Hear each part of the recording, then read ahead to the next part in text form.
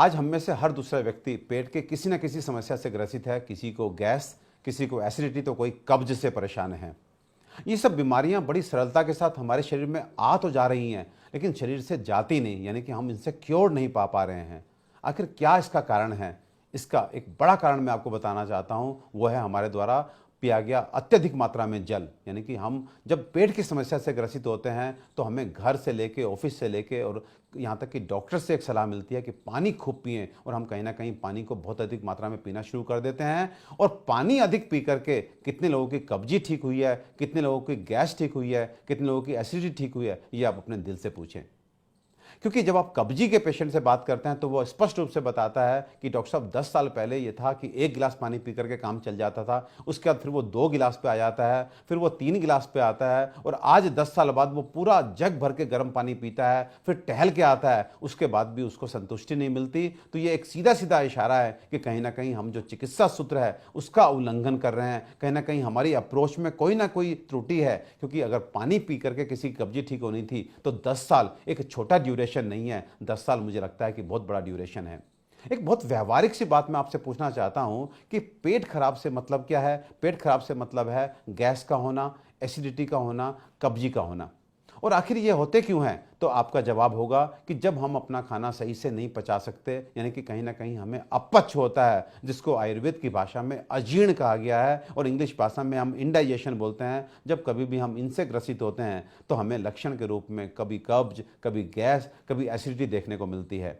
और इस अपच यानी कि इंडाइजेशन के पीछे का मूल कारण क्या है? तो वो आप सभी जानते हैं कि जब कभी भी हमारे डाइजेस्टिव एंजाइम्स यानी हमारी पाचक अग्नि मंद पड़ जाती है और हम अपने खाने को सही से नहीं पचा पाते, तो हमें इंडाइजेशन यानी कि अपच बन जाता है। और लक्षण के रूप में हमारी बॉडी टाइप के हिसाब से कभी किसी को गैस, तो किसी को एसिडिटी और किसी को कब्ज की समस्या जो है वो उत्पन्न हो जाती है।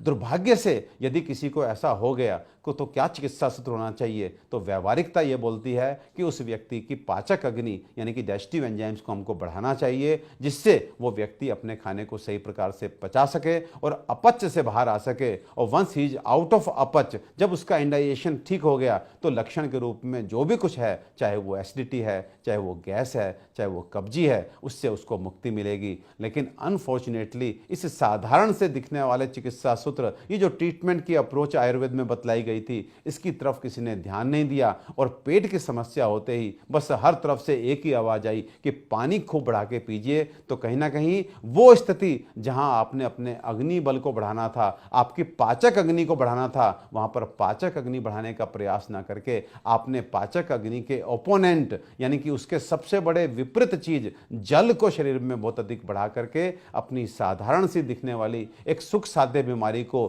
कभी ना ठीक होने वाली असाध्य बीमारी में परिवर्तित कर दिया।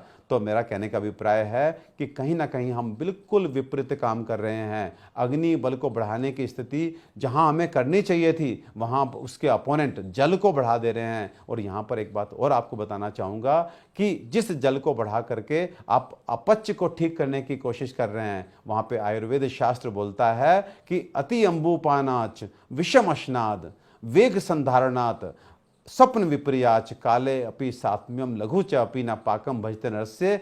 इस श्लोक का अभिप्राय यह है कि वह व्यक्ति जो बहुत अधिक मात्रा में जल का सेवन करता है, अति अंबुपानाच विषम अश्नाद, गलत तरीके से खाना खाता है, वा संधारणात यानी कहीं ना कहीं जो मल और मूत्र के जो एक तरह से टेंडेंसी, एक वेग होते हैं, उनको जो दबा करके बैठा रहता है, और स्वप्न विपर्याच यानी कि जिसने सोने के समय को पलट दिया है, दिन में सो रहा है और रात्रि में जागता है, तो ऐसे व्यक्ति के लिए शास्त्र बोलता है काले अपि सात्म्यम लघु च अपि न पाकम भजते नरस्य। ऐसा व्यक्ति तो समय से खाए और थोड़ा खाए तो वो भी पच जाएगा, इसकी संभावना भी नहीं है। तो कहने मतलब है कि अपच जिसको आप पानी से ठीक करने जा रहे हैं, वो अपच का सबसे बड़ा कारण भी अधिक मात्रा में पिया गया पानी ही है। तो दोस्तों, इस तरह के चिकित्सा सूत्र का वायोलेशन ना करें। आप अपच की स्थिति में बहुत अधिक मात्रा में पानी ना पिएं।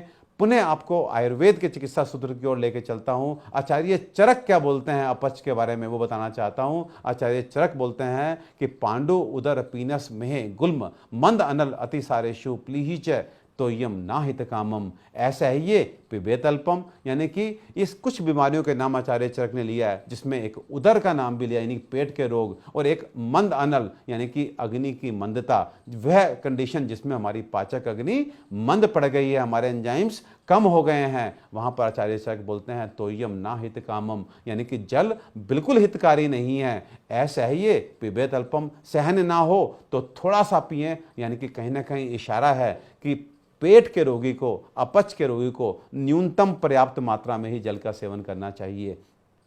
आचार्य सुश्रुत, देखिए आयुर्वेद के दूसरे सबसे बड़े आचार्य, वो लिखते हैं कि अरोचको प्रतिशय परशेके सव्युधुछे मंद अग्नेशु उद्रे कुष्टे ज्वरे नेत्र आमीय तथा व्रणे च मधुमेह च पानीयम मंदम आचरेत। यहाँ पर भी उन्होंने, आचार्य सुश्रुत ने कुछ बीमारियों का नाम लिया है, उसमें अग्नि की मंदता भी एक स्थिति है, जहाँ पर वो साफ बोलते हैं पानीयम मंदम आचरेत, कि पानी को अल्प मात्रा में इस्तेमाल करें। अब मैं आयुर्वेद के तीसरे बड़े आचार्य वाग्भट्ट का भी यहाँ पे जिक्र करना चाहूँगा, जहाँ वो बोलते हैं कि तेज से प्रतिपक्षत्वान मंद अग्नि वर्जियत जलम, कि जहाँ तेज का मीन्स अग्नि का प्रतिपक्ष है, अपोनेंट है पानी, इसलिए वो कोई भी कंडीशन जहाँ पे पाचक अग्नि मंद पड़ गई है, वहाँ पर आप जल का सेवन न्यूनतम पर्याप्त मात्रा में करें। तो दोस्तों फिर से कह देना चाहता हूँ, बहुत ही स्पष्ट तरीके से कह देना चाहता हूँ कि आचार्य चरक भी बोलते हैं कि जहाँ अपच है वहाँ पर जल का सेवन कम से कम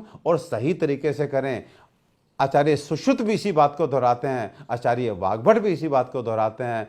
कहीं ना कहीं हम इन तीनों आचार्यों को, बड़े बड़े ग्रंथों का उल्लंघन करते हैं, इनके निर्देशों को नहीं मानते और छोटी छोटी बीमारियों को, जो सुख साध्य, जो आराम से ठीक होने वाली बीमारियां, उनको भी असाध्य कर लेते हैं। तो मैं कहना चाहूँगा कि वो कोई भी व्यक्ति जो सालों से आज पेट की समस्या से परेशान है, गैस से परेशान है, एसिडिटी के कैप्सूल को खाते खाते 10 साल बीत गए, कब्जी के लिए कभी 1 चम्मच पाउडर, आज 4-4 चम्मच पाउडर ले रहा है, वो यदि चाहता है कि उसे पेट की समस्याओं से पूर्ण रूप से मुक्ति मिले, तो वो अल्प मात्रा में, न्यूनतम पर्याप्त मात्रा में, जिस विधि से जल का सेवन आयुर्वेद शास्त्र में बतलाया गया है, उस विधि से जल का सेवन करें, तो देखें आपकी 15-20 साल की बीमारी कुछ ही महीनों में छूमंतर हो जाएगी। आप पूर्ण रूप से जो है अपनी बीमारी से निजात, मुक्ति पा लेंगे। तो हमेशा जल, देखिए शास्त्र बोलता है अजीर्ण च औषधम वारी, कि अजीर्ण में तो जल ही आपके लिए औषध का काम करेगा, लेकिन आपको लेना उसको, पीना उसको शास्त्रोक्त विधि से पड़ेगा।